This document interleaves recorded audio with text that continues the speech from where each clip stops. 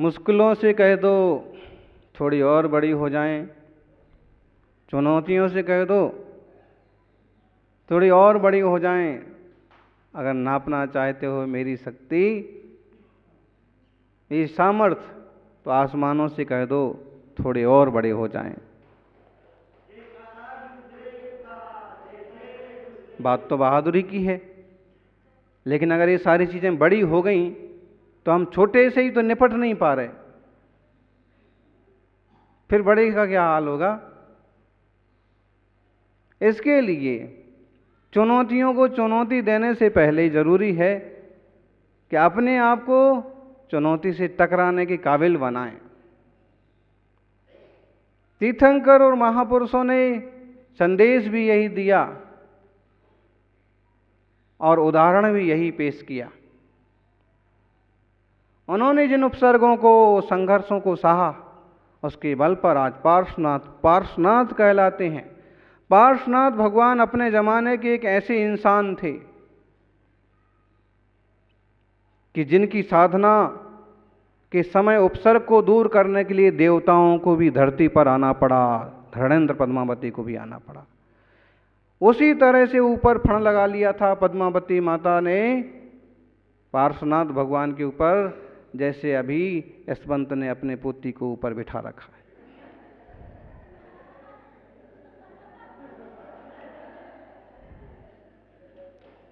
देवता भी सहायता करने के लिए, सेवा करने के लिए जमीन पर आते हैं।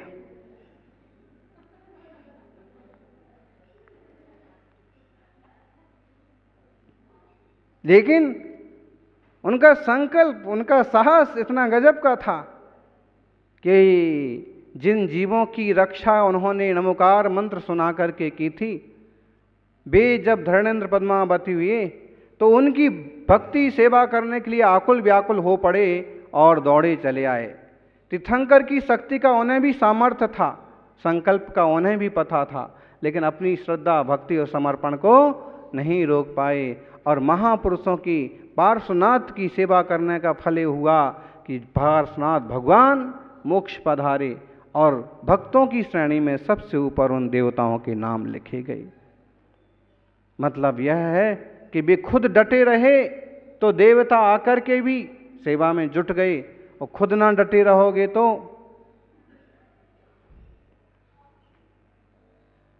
बाढ़ के पानी से उसी को बाहर निकाला जाता है जो कुछ चीख रहा हो, चिल्ला रहा हो, दोनों हाथ ऊपर करके आवाज लगा रहा हो। घुटने तक पानी आते ही हताश होकर कोई उसमें ही पड़ गया हो, बोलो उसे कौन सा हेलीकॉप्टर बाहर निकाल लेगा? कौन उसकी सहायता करेगा? और सहायता करने वाले लोग भी पहले, जिनकी सांसें चल रही हैं, जो जीवित टाइप के लोग हैं, सबसे पहले उनको बचाने की कोशिश करते हैं। जिसकी सांसें ही नहीं चल रही हैं उसको दूसरे नंबर पर संभालने की कोशिश करेंगे तो इसका मतलब है कि जीवंतता बनाए रखिए। जरा सी परिस्थिति विपरीत हुई कि आप घबरा मत जाइए एकदम। कोरोना से मरने वाले लोग बहुत हैं, लेकिन बहुतों में भी वो लोग ज्यादा हैं जो ज्यादा घबराए हुए हैं, जो बहुत ज्यादा घबरा गए हैं कि बस अब तो गए। और कुछ लोग जो बहुत साहसी हैं, संकल्पी हैं, वो कह रहे हैं कि ये तो एक डेंगू की बीमारी की तरह है, ये भी साधारण वायरस की तरह है, सर्दी खांसी की तरह है। दोनों तरह की बयान चल रहे हैं, दोनों तरह के लोग हैं। फिर भी हमें एक सतर्कता भी रखना है और घबराना भी नहीं है।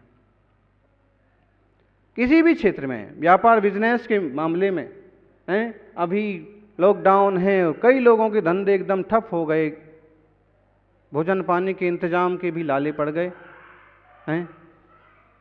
एक जमाना था, कहते थे कि पैसा तो हाथ का मैल है, और 6 महीने से हाथ एकदम स्वच्छ हैं, सैनिटाइजर बार बार धो तो हाथ एकदम स्वच्छ हैं। 6 महीने से हाथ में तो मैल हुआ ही नहीं है। पैसा आया ही नहीं। परिस्थितियां बहुत तरह की आती हैं और जो परिस्थितियों के मारे घबरा जाते हैं वो कुछ नहीं कर पाते हैं, और जो कुछ मुकाबला करते हैं, कोशिश करते हैं, वो पाते हैं। महावीर स्वामी का जीवन इसका जीवंत उदाहरण है। तत्कालीन परिस्थितियां भयंकर थीं। यज्ञों में पशुओं को होमा जाता था, कत्ल कर दिए जाते थे बड़े बड़े घोड़े, हाथी, मनुष्य तक जिंदा जला दिए जाते थे। उसको यज्ञ कहा जाता था। वो उसके विरोध में खड़े हुए। आप कहो कि विरोध में खड़े हुए, या ऐसे कहो कि अभय में खड़े हुए, अहिंसा के लिए खड़े हुए कि ये सब नाजायज है। उन्होंने अपने वचनों की शक्ति के बल पर तत्कालीन परिस्थितियों को बदला।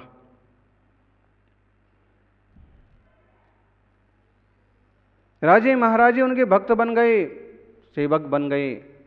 देवताओं ने भी उनकी शरण को स्वीकार किया। देखिए, संकल्प शक्ति, साहस और अवसर का सदुपयोग, सारी चीजें, सारे गुण होते हैं तो व्यक्ति बहुत ऊंचा हो जाता है। हनुमान के मंदिर जगह जगह बने मिलते हैं, लेकिन अंगद के नहीं।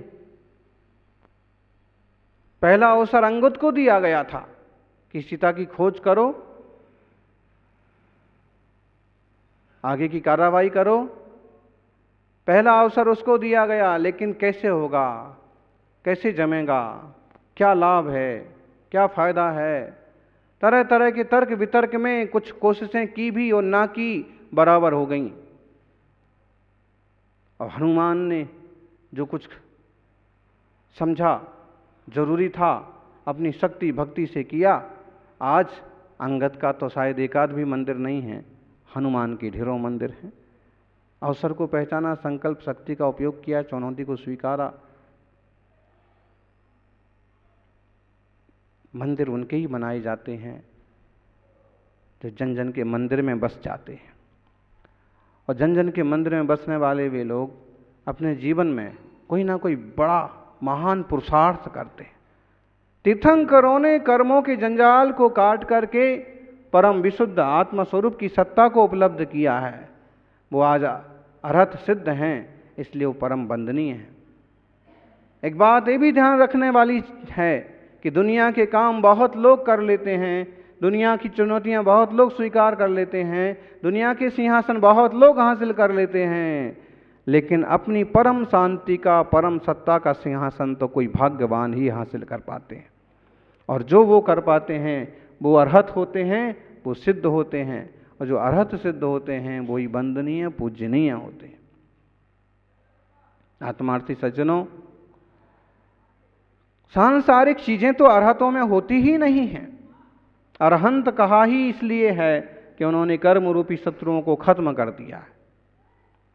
मैं राय दोष रहियो, कसाय मल बज्जियो य सुविशुद्धो, चित्त परिणाम रही दो, केवल भावे मुड़े यब्बो।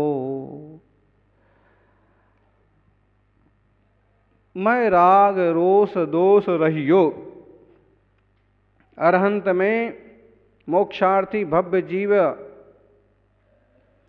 आत्मा में, मुनिराज में मैं नहीं है, मद नहीं है। और किसी तरह का मद नहीं है का मतलब यह हुआ, ना तो उन्हें किसी तरह का मान, अहंकार, गर्व है, और ना ही किसी तरह की वासना है। मद के दो अर्थ होते ना, हैं? मद के अनेक अर्थ होते हैं। रस, रिद्धि, सात, गारव, इसे भी मद कहते हैं। ज्ञान, पूजा, कुल, जाति, बल, रिद्धि, तप, बपू, शरीर आदि के भी मद कहलाते हैं। दूसरा मदमत्त, बहुत वासना वाले व्यक्ति को भी अपन बोलते हैं मदोद्धत। ऐसा कोई दुर्भाव अरहंत में नहीं है। मद नहीं है, राग नहीं है, किसी तरह का राग नहीं है, दोष नहीं है। मैं राग दोष रहियो। यूं राग द्वेष, ये दो चीजें खत्म हो गई तो सारे दोष खत्म हो गए, लेकिन फिर भी मद को अलग से रखा। क्यों? कई लोग राग द्वेष को पहचाने ना पहचाने, मद को तो पहचान जाते हैं। कैसे पहचान जाते? वासना रूप जो मद है वो उसकी उद्दंडता से पहचाना जाता है, उसकी खोटी प्रवृत्तियों से पहचाना जाता है। और अहंकार रूप जो मद है उसकी उद्धतता से पहचाना जाता है। इसलिए सबसे पहला भाव दोष मद बता दिया, मद से रहित हैं। और राग द्वेष नहीं है, भगवान को वीतराग कहते हैं। वीत द्वेष शब्द उतना फेमस नहीं है, ऐसे वीत मद भी उतना नहीं है, वीत मत्सर भी उतना प्रसिद्ध नहीं है। चूंकि ये शब्द बनाए जा सकते हैं और अरहंत पर सब घटते हैं, लेकिन प्रसिद्ध क्या है? वीतराग ही देव हैं, रग्रंथ गुरु ही गुरु। वीतराग देव है मतलब जिनका राग खत्म हो गया, बहुत प्रसिद्ध है। विगता रागा यशसा वीतरागा, जिनके राग खत्म हो गया। राग खत्म हो गया मतलब बोलो, आमारो दीकरो, आमारो बापड़ो,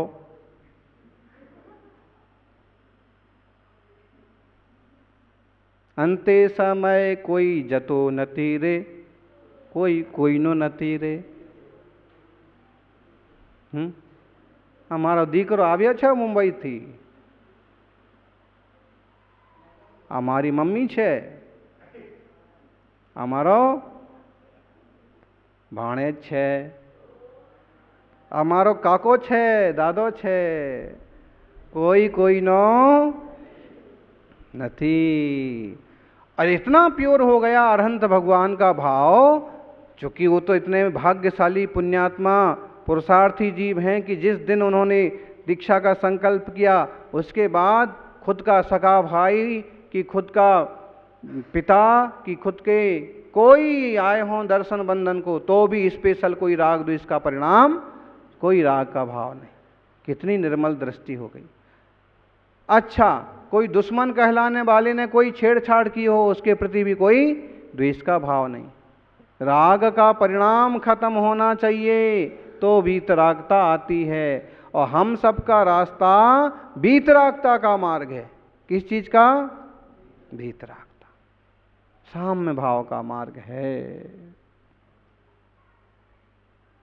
मुंबई थी कोणी पण आव्यो नथी।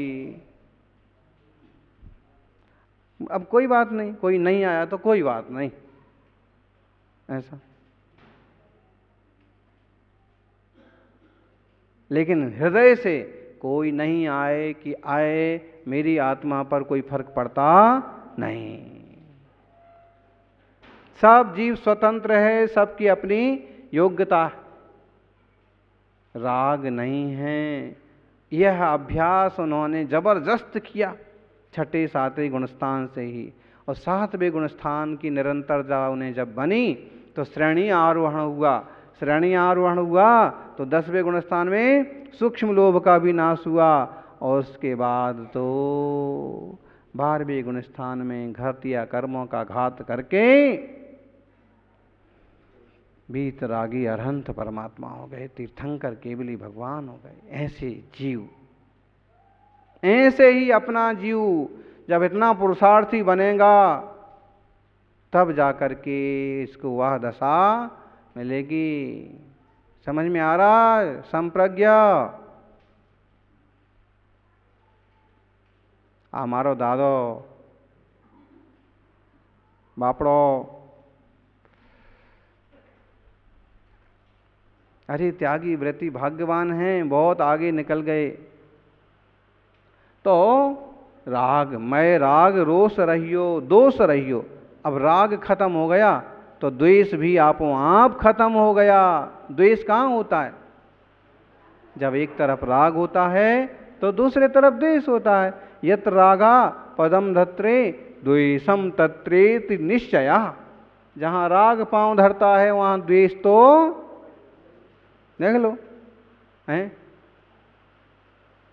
कभी कभी ऐसा आपस में होता ना, बोले आप तो उनकी तरफ बोलते हो, आप तो उनका ही पक्ष लेते हो।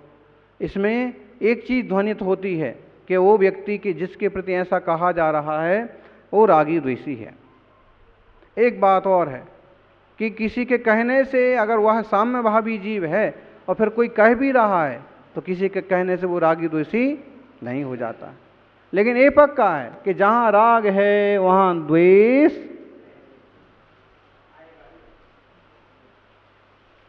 जहाँ पानी बरसेगा वहाँ ठंडक होगी।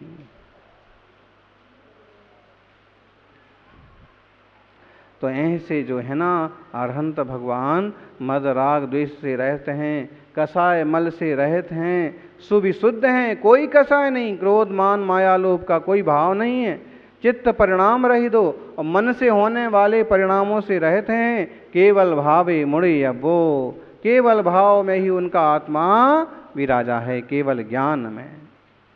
सम्मदंसन पश्यति जानदिनाणेन दब्ब पज्जाया, सम्मत गुण विशुद्धो भावो अरहस्तणायब्बो। हैं, बोले ये सब कुछ नहीं तो है क्या? तो कह रहे हैं सम्यक दर्शन के बल पर लोकालोक को देखते हैं, सम्यक ज्ञान के बल पर सारे द्रव्य गुण पर्यायों को जानते हैं, और सम्यक गुण से अत्यंत विशुद्ध अरहंत भगवान परम आनंद गुण में तल्लीन है। जो कुछ जानने लायक था जान लिया, देखने लायक था देख लिया, सहज शुद्ध दशा उपलब्ध हो गई है, तो अब कोई दूसरा भाव रहा नहीं। सब कुछ उनके ज्ञान का विषय है, लेकिन उस ज्ञान के विषय में आलोचना प्रत्यालोचना करने वाला क्षयोपशमय ज्ञान उनके पास नहीं है। इसलिए ज्ञाता दृष्टा आत्म राम, यही मूल दशा है जीव की, यही मुख्य उपलब्धि है जीव की, यही स्वरूप है, और इससे ही आत्मा परमात्मा कहलाता है। लक्षात आले आई असे आत्मा परमात्मा कसे होतो असे।